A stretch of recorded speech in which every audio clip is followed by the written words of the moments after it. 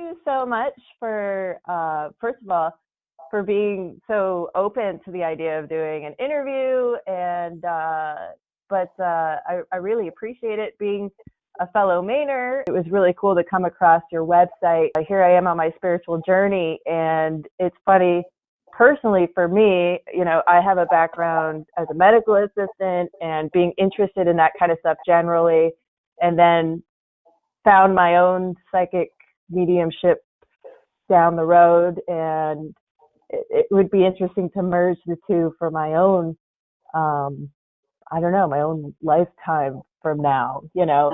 So now my focus is trying to help people who are in the same boat as me, who've discovered it or want to discover it, and to reach out and see what the possibilities are. Elizabeth, there is what it's all about. Yes. And, you know, my big thing is just making people aware that it's a possibility.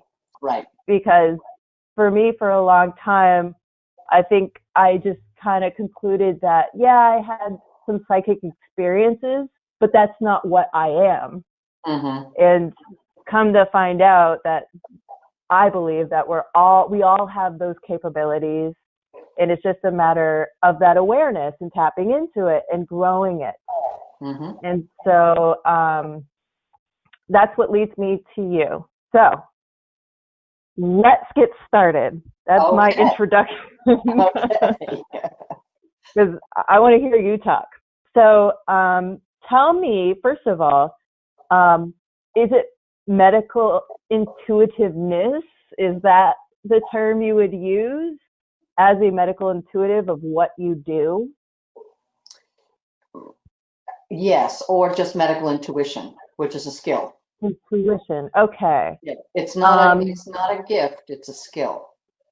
It's a skill. I love that, because I think that saying it as a gift is a way for people to say they have it or they don't. Right. How did you get started in this journey and doing what you do? I know that's a huge, big question. It is a big question. It is a big question. Let me just give you a little bit of background. When I was a little kid, like 4 or 5, I just started to know things, but they were things that I didn't understand. I didn't have a vocabulary. I didn't understand the feelings that I was actually feeling. So I'm like, oh, I'm shutting this all down. So I spent a big piece of my life keeping it shut down, but I was always interested in the unusual, the paranormal, sci-fi, all of that kind of stuff. And then I went on to go to nursing school. And I found in nursing school, and when I got out of school, that I just knew who wasn't going to be in the ICU the next day and who wasn't going to make it out of the OR the next day. And then I would start to say things like that to my fellow peers, and they're like, what are you talking about? So, of course, you shut it back down again. So a lot of my skill sets went underground because there wasn't a place for it. There wasn't an outlet for it. There wasn't the term medical intuitive. There wasn't a Carolyn Mace at that point in time, who really coined the phrase medical intuition or medical intuitive. But because I was working in a medical arena, I couldn't shut down the information that I was getting. So I just would log it and go like, okay, they won't be there. Or I would start to see things like precognitive. I would see things before they were coming. So I'd say to one of the docs, I don't feel good about this. This patient's going to go down the tubes. We need to be doing something. But there was nothing at that point in terms of symptoms to do about it. And then they crash in the middle of the night. So, because I had the precognitive stuff, I was aware. And so I was on top of the kinds of things that were going on with my patients, but could only do so much because it hadn't manifested yet. It was in the future and it hadn't happened. So frustrating, very, very frustrating. And so that's pretty much where my skill sets came from. Nursing has been an incredible laboratory for me, just incredible. And I've had an opportunity to work with some amazing physicians, nurse practitioners, PAs, who are very open to what I do. And so people that I work with, they knew what my practice was on the side. So they would ask me things. They'd say, what do you think? do you think this is a fracture? What do you think? And I'd like, yeah, it feels kind of like a fracture, even though they're not reading it that way. And they said, okay, we'll split it as a fracture. And then later on, the orthopod goes, yeah, I think there is a fracture there. So, Wow. it's things like that. It's things like that. Wow. So, I've always worked in the arena of life and death. I've always worked in critical care, emergency room, ICU, OR, that kind of thing. So it was an amazing opportunity because I could get information and then I'd go, his white blood cell count is up, or this is off, or that is off. And then, because I would see things, it's like a video. What goes on inside my head is kind of interesting. It's kind of like a video goes off in my head and I see things. I see x-rays, I see MRIs, I see CAT scans, I see lab results, that kind of thing. And as well as physical body parts and stuff. So that's kind of how it works for me. Interesting.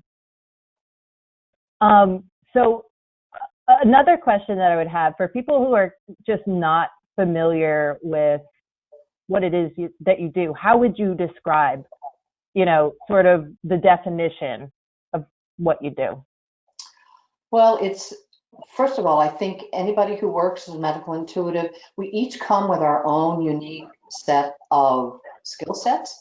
So some people are just clairvoyant and they get it in terms of like a video. Other people are clairsentient, they feel the symptoms in their body, and other people just know. So everybody comes at it differently. I get it in all directions. It's called almost the trifecta. I see it, I feel it, I hear it, and I know it. Interesting. But from a definition, it's really the ability to see what's going on physically in someone's body, as well as what's going on energetically and psychospiritually. There's kind of a point, there's a transition of you speculating that you have these skills, and then you determining, yes, in fact, I do have these skills. It's sort of an acceptance. How did that come about for you? Because I found for myself, and it sounds like maybe you could understand, like I come from a very logical standpoint where I got to see it, to understand it and to also accept it. What was that transition like for you? I'm just curious. Oh, goodness. Transition. I mean, it's been so long. It's well over 25 years. So, gosh, I'm even trying to think back. I think the hardest thing over 25 years ago was to claim it and name it and be willing to put it out there in the world. People would ask me what I did and I would tell them. I'd say I'm a nurse by profession, but this is my private practice. And you seem like the kind of person that has that professionalism that you would see at a doctor's office. And this is what you do professionally, but also has that twinge of supernatural to it. So I'm assuming there's sort of a constant fight with that. I guess I would have to say, I have always been a skeptic, still continue to be a skeptic. And unless I can believe it and feel it, I can't support it. As an example, I have clients from back in the day who were wild about magnets, the magnet beds, the magnets here and there. I've tried them and I'm like, I have no idea what this does. And right. So I can't speak to it. Now, I've had a different kind of experience with crystals, with essential oils, with those kinds of things. So I can speak to those because I personally experienced them. And I usually don't recommend anything that I personally have not experienced and can say I support or don't support. Because there are a lot of different modalities out there and people ask me about them. And if I've experienced them and feel that they're valuable for people, I'll say, give it a try. If I don't know anything about it, I usually wind up doing research on it, but I certainly can't recommend it because I've had no experience. I think that's a great point that you bring up is, and that's something that I really try to harp on with my website and my network and stuff is I'll give you my experience. That is my truth. I'm going to expose you to things that I'm still skeptical about, but hey, there's stuff that you and me have experienced that other people would be like, that's fake. So, I appreciate those words that you just said. If someone is interested in pursuing medical intuitiveness, what's that road look like? Let's say they're aware of their psychic ability, and they're just learning this stuff. Right. If you're just started learning and stepping into your own intuition, that's not the time to be stepping into medical intuition. As an example, I have a client that I'm working with, that I'm doing some mentoring with, who's a medium, but she also tends to get the reason why the individual has died. So she was starting to think, maybe I have some skill sets as a medical intuitive. And so we've been working with that, but what she's finding is that her skill set is really in the mediumship world. It's not in the world that I live in. So she's trying to sort of figure that out, how she's going to use it. And what she's finding is the rule that I live in, or the world that I live in, is not a fit for her, which is great to know. But at least she went down that road and has tried it. So it sounds like a lot of what you do is based on the psychic, as opposed to, do you use mediumship in your field, in this practice? I consider mediumship to sort of be the medium, or the interplace between our physical world and the spirit world. And so I can't say that it doesn't come in. Someone will send me their picture, yet I will see someone standing behind them in the picture, even though it's not in the picture. Do you understand what I'm saying? Yeah. I see more into the picture than what's actually there.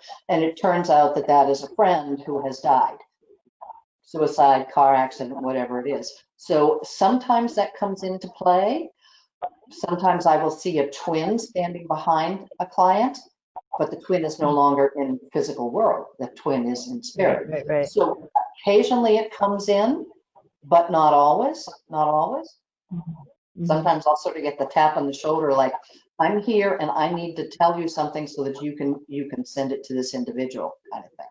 Example, I was doing just sort of a general life path reading with somebody, and he only wanted to talk about career. And I'm like, okay, but a reading takes on a life of its own. You just need to know that, and we'll go wherever we need to go. And I kept hearing the Battle Hymn of the Republic. And I don't even know what the words are to the Battle Hymn of the Republic. So I looked it up and I played the song, and I'm like, okay. So when we started, I said, I'm going to step into your career issues, but why would I be hearing the Battle Hymn of the Republic? And he started to cry. And he said, that was the song that was played at my 10-year-old brother's funeral. So the whole session shifted to really being a mediumship, nothing about his career, nothing at all. So it shifted into that because that's really what he needed. Interesting. So you have both the mediumship and the psychic skill set. Do you think everybody has mediumship skills? No, I don't. Okay. And for some people, I think stepping into mediumship is probably more challenging for people because it's not tangible. Whereas, like for me, with a life path reading, I'm talking about the energy that they came in here with, the energy that's going on now, how they can use it, how it's going to challenge them. Or I'm talking about physicalness as well as psychospiritual energetic. That's something people can hold on to. Whereas the mediumship piece is harder. It's harder because it's not as tangible as the physical. Yeah. Right. Oh, interesting. So everybody has intuition. Sometimes people have to have their wires connected. I came in hardwired. Okay. So that's more psychic, would you say?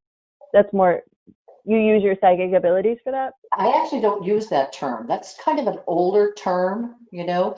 Okay. And brings up intuitive. It brings up a lot of issues for people. I've had people come to me because they've gone to see a psychic, and the psychic says, your daughter's going to lose her baby, your husband's going to die, January 1st, the red ball is going to roll over your foot. And people are scared to death because they don't present, they don't filter, whatever goes in here comes out here. And people wind up very frightened, very frightened. So that's why the different terminology. because I think when people are seeking out a psychic, they want to know, am I going to graduate from college? Am I going to get a boyfriend? Am I going to get married? Is my dad going to get better?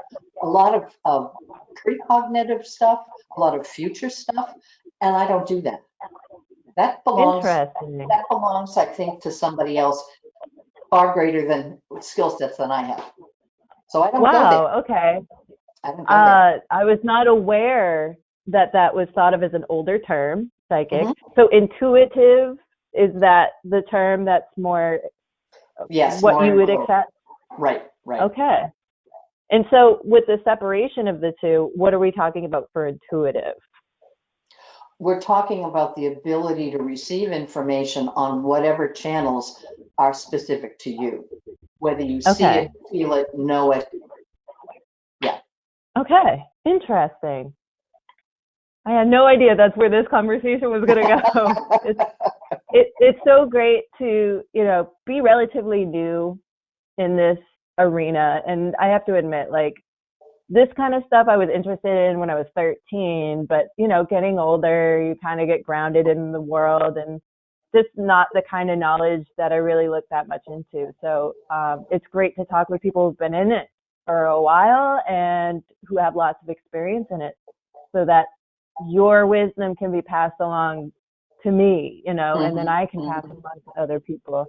And I think it's becoming much more widely accepted. So the more information we can get out there together collectively, I think the stronger Right. the humanity spirit can become. So Right. very cool. Thank you so much for that. And the other thing about this, Sarah, is when I was coming through, there was nobody reaching out a hand. Right. Yeah. Everybody had their own practice, and that's what they wanted to do. They didn't want to train. They didn't want to mentor. And so I feel part of my job is to reach back to the people like you who are coming up behind me. It's all about networking. When did you start mentoring? Oh, goodness. 25 years ago? I mean, Yeah. where you are now, I was over 25 years ago. Yeah. So I've done the research. My bibliography is huge. I think it's 13 pages, and it's all interactive, multidimensional, if you will. I've taught intuitive development. I've taught advanced skills. So where you are now, I was long ago. Was there a defining moment for you when it came to sort of a shake up of understanding that you had special skills, that Well, you of were course, more aware of your special skills? yeah, of course, I knew as a child, but I didn't know what it was all about, and it So would continue. what did you experience as a child? Oh, I would know that the man who lived next door lusted after the woman who lived 3 doors down. Wow. But I didn't understand the feeling. I didn't have words. I didn't have life experience. So I'm like, oh, this does not feel good. And then I would also know before things would happen. And I was afraid that if I said something, that people would think that I actually caused it. Back in the day, that's sort of how people thought. Right. Do you, can I ask you a personal question? Sure. Do you have children? I do. Are your children more intuitively inclined? Do you think there's some genetic component to this? Yes, there's definitely a genetic component, but if you grew up with me, how could you not tap into the, yeah. In fact, my son and his wife are both very, very intuitive, very intuitive. Wow. Yeah. Is your son, does he practice any sort of intuitive mediumship stuff? Not mediumship, although, he knows and I know when his dad shows up, who's in spirit.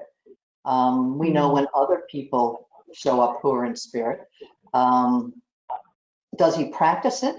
He uses his intuitive skill sets 24/7. The two of them do. Wow. Yeah. Is he in business? I'm just curious if that has Yes, he something to is. do with it. Yeah. Yes, he is. He's in social media and marketing. Oh yeah, that skill is perfect Yeah. for social media. For somebody who is interested in maybe pursuing this, what are some exercises that you would recommend to them that could build on their skill set to be more directed towards that medical intuitiveness? Goodness, I think the hardest thing for people who don't have any kind of a medical background is getting the medical background. You know, I have over 25 years of experience in this arena, you know, in multiple different planes. You know, I can tap into that. But I think if you don't have any background in any way, shape, manner, or form, I think it's harder because you don't know. Like Carolyn Mays is an example. She had no medical background whatsoever. She would just say, "I see a pipe and the pipe is clogged at one point," or I see this and it feels hard or it feels soft. So she had to develop her dictionary, her vocabulary around this, Right. you know, over time. Whereas I'll see it and I'll know it's a gallbladder, or I know it's a spleen, or I know it's the aorta because I have Right. that background. So I think getting a background in anatomy and physiology would be really helpful for somebody who wants to do this. And because everybody gets the information differently, some people may just get the knowing, oh, it's hard. But word of caution here, word of caution. When you're practicing in the world of medical intuition, you do not diagnose because that is practicing medicine without a license and you could go to jail for that. Right.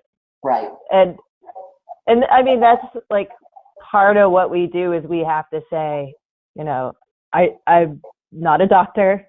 I can't prescribe. I can't, and so you can give your intuitive notion, but just take it and, you know, right.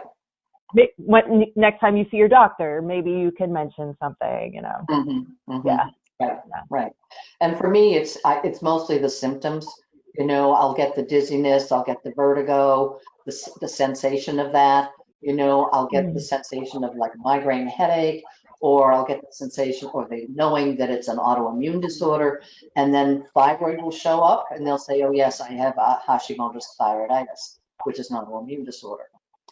So I get the system, I get the organ, and I get the symptoms that may go along with that, but I don't get the diagnosis. I mean, I get the diagnosis, but I can't say it. And there are sometimes I've had clients call me and say, I want a medical intuitive read. And I'm like, no, you don't need to see me. You need to go have a full workup. And then a year later, they contact me and they say, thank you very much. I have breast cancer. Wow. So I don't need to know what is specifically going on. I need them to know, don't bother with me. You really need to go see somebody and have a physical exam. So you help point them in the right direction.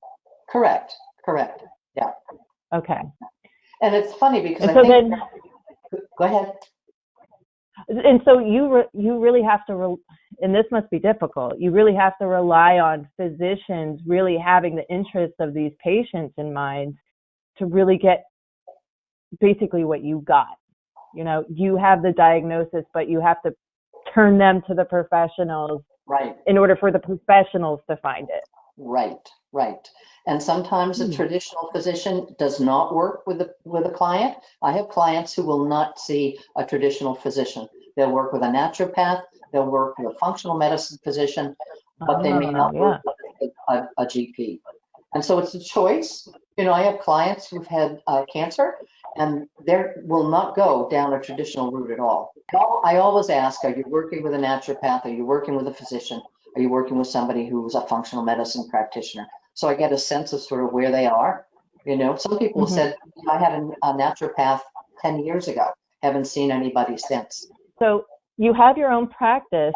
Do you work with doctors and maybe, how does that work, that relationship? Is it, I'm assuming it's like sort of like, you consult and then they see what your consultation, was able to Right, provide? right. I'm very visual, so for me, it's easier if I can work off of a picture, but lots of times there is no picture. All they have is a name. So I have to work off the name. And then I just shift into, it's kind of like flipping the light switch. I just shift my gears and I start describing the individual. I start describing what may be going on psychospiritually, energetically, but also physically. I may be seeing that they have swollen legs and that they're short of breath. And so I'm getting the symptoms. I don't need to know specifically what's going on. And, I get things like, I think there's a gender issue here. I think they're in conflict with what their assigned gender is. Interesting. So it comes to me in many, many different forms. And because I'm working blind, and I work blind with my clients, I don't allow them to give me any medical information at all. I would rather miss it, honestly, than to be led down a pathway of, oh, I have this, this, this, and this. I don't want to know. I don't want to know. Have you had anybody close, like in your family, or come to you and maybe had difficulties because they're so close to you? Is that an issue for you when it comes to your intuitiveness or your? Is that an issue? Is that an issue? Not professionally, but more like there's some sort of blockage or like no, that's not been the case for me. My mom who's no longer here, had lymphoma, and I was sitting in the back seat of the car, and we were at like Disneyland, and I turned to her and I heard she's got cancer. I'm like, okay. So now my awareness is up.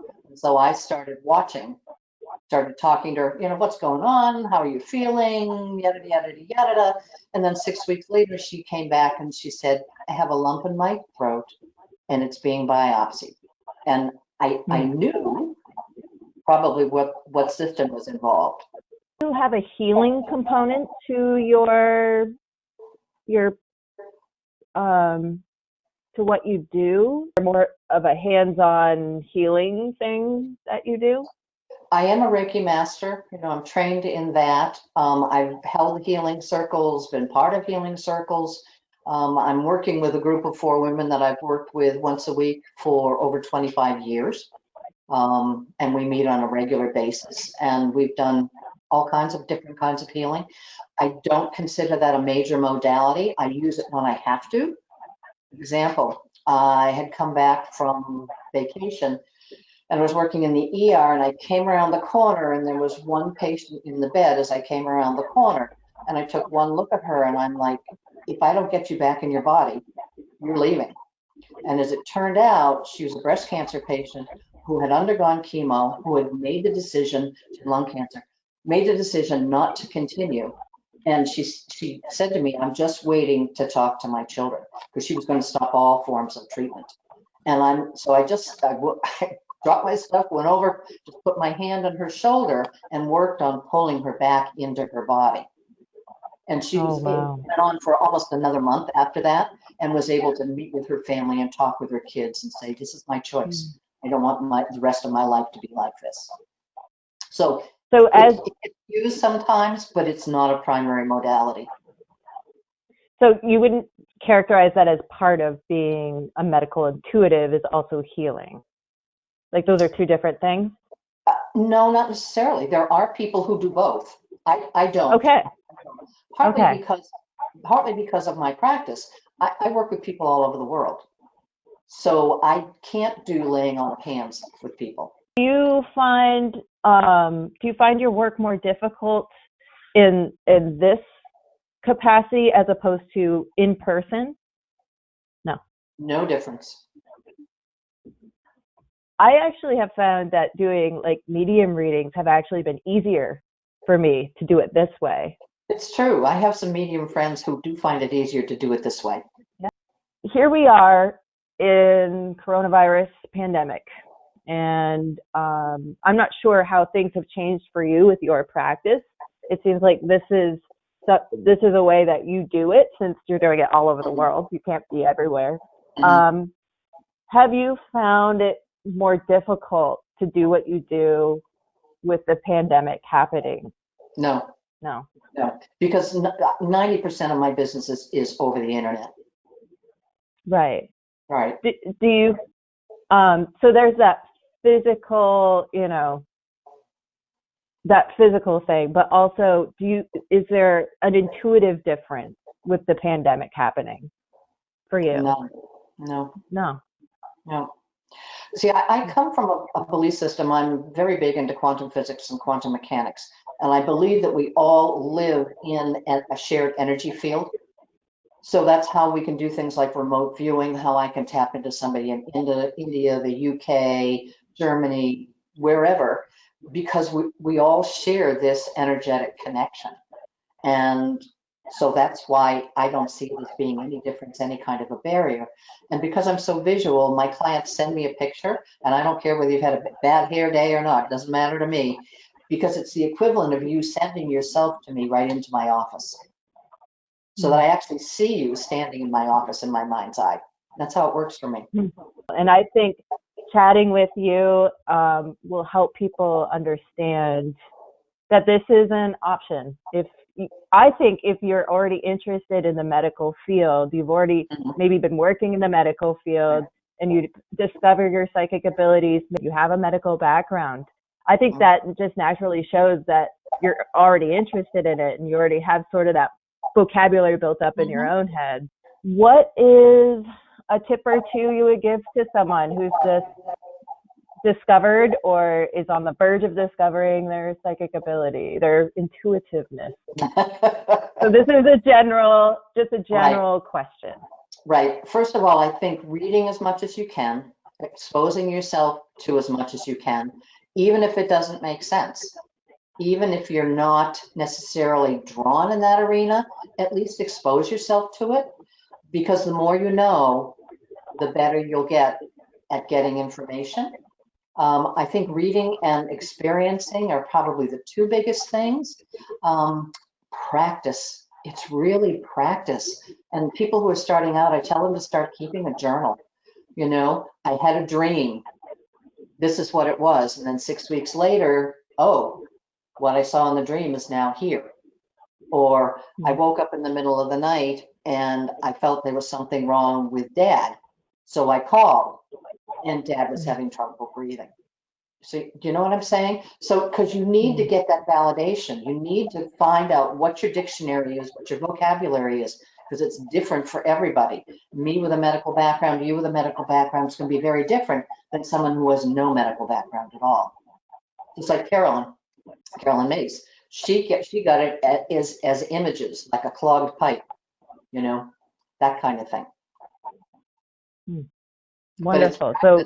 Practice and documentation and shifting out of your left brain, although your left brain is valuable because that's your skeptic, but it's shifting into your right, creative, intuitive side of yourself that's most important. So anything you can do that shifts that, artwork, meditation, anything like that. A perfect example is, what's his name? Oh, Tyler Henry, the Hollywood medium. Okay. You know how he scribbles? Yes. That's his shift. Right. Into his right brain and out of his left brain. I lied. I have one more question. If I can get it in real quick. That's okay. How do you shift? Do you have to sit and meditate and do that stuff, or can you just, it's a switch? It's like that. It's like a light switch. Yeah. I've been doing it so long, turning it on and turning it off. And this is also an important point, is a lot of people will ask me when I'm out in social situations, to read, and I will not do that. I won't do it. I'm like, if you want to make an appointment, you can come see me. Even though I'm getting information and I don't want it, I think it's important to be clear on your boundaries. But I will say, from a personal standpoint, it makes it hard to have friends. And that's why my friend group I can count them on just over one hand. Because people, once they know what you do, they want you to read. They want you to use your skill sets. And yeah. So it makes it hard. Yeah. So you have to be really Yeah. clear when you're in a social environment. No, I'm here having a good time, and I don't read. Do you ever, one more question. This could go on for hours, seriously. I'm really enjoying talking to you. Do you ever This feel is fun. compelled? Do you ever feel compelled when you're out and about? Maybe you get something and you feel like, geez, this person really needs to know this information. No, it's off. Even if I get the information, if we're not in a client relationship, it's not for me to do. A perfect example of that is the Long Island medium. Yes. She has no She boundaries. just walks right up to people. Right. She has no boundaries. And so they didn't ask her to tap in. They didn't ask her for a reading. She just goes and dumps it on them. And I don't feel that that's ethically correct. If we're in a client relationship, I think it's different. But when you're not asked, not my job. It's not my job. Right. It's funny that you say that, because I kind of innately feel like I'm invading privacy if I let myself go there with other people. Right. And even if I do slip into it, like, I do have that ability to turn it off too. It's like you said, I'm not going to take on that responsibility because it's not being asked of me. So who am I to decide that for them? Right. And I've had people do it to me, and I'm like, get out of my face. I did not give you permission. I am not interested, really. Right. Because I think they've invaded my privacy, and that's not where I want to go. And I think doing this kind of work, it's very intimate. It's very, very intimate. Yeah. And when I'm doing medical intuitive readings for people, it's not just the physical, it's the whole psycho-spiritual, energetic. What are you still holding on to? What chakras are not working right? What past life stories are there around you? Just as an example, I just wanted to show this to you. There's no identifiers here, but this is what a reading looks like if I'm doing, the whole psycho-spiritual energetic piece. I go into each one of the chakras, and I know whether the chakra is okay, not okay, and I get the story, not the actual story, but I get the myth, and then I can see what's going on physically. This is a gal who actually has a real potential to be a shaman, but is working in corporate America. Yeah. And then this one, this is very different. Again, no identifiers, but you can see how different the energy field is. Totally different. Totally. Yeah. Totally. That is fascinating. Yeah. And the other thing. Oh my God. The other thing from an ethical standpoint is I do all my work in pen. And as you can see, then I make any additions, corrections, yays or nays in red. It's the teacher in me. I can't help myself. Yeah. But it also keeps me honest. And the other thing doing this work is I stand behind my readings. Occasionally I cannot read somebody. It doesn't happen very often. Or occasionally I will read another family member through the client. That's also pretty rare. But if I can't read somebody, I don't charge. I'm out my time. That's okay. That's okay. And there are times when I feel I haven't read up to my standards, and I'll say, I'm not going to charge you for this reading. I said, it's not meeting my standards in terms of degree of efficacy. If anybody wants to chat with you, if anybody wants to get a hold of you for a reading, what are some ways that they can get a hold of you? Best is through my website, which is elizabeththorson.com. And I speak to all my clients, whether I work with them or not. I do free calls with people who are outside the country. I use Skype to do the calls because there are people who think that this is what they want, but when we're chatting, even without any medical information, I get the sense that what I do is not what they need. Like the gal I said who I sent her to somebody. And there are people who were signing up for some of my services really was not appropriate for them. And if I'm not the right fit, there's somebody else out there who is the right fit for them. Yeah, I mean, if you're not the right fit, then how are they going to open up? And then that's just as important in this Right. whole thing, is Right. their comfort with you. Yeah. But I think it's because it's such an intimate look-see at your life and how your life is manifesting physically in your body and the kinds of things that you're still holding on to and the things that you can do some things about and you have some control over those kinds of things. And just one last piece. I had a client from the UK who was actually from China originally, and he wanted a medical intuitive reading. And I told him I don't diagnose. And he said, well, I'm not in the United States. You can diagnose for me. I said, I can't, and I won't. And he canceled and then he rescheduled again. Same issue came up. I said the exact same thing. He canceled the second time. The third time, I did not respond. And I said, I can't do that.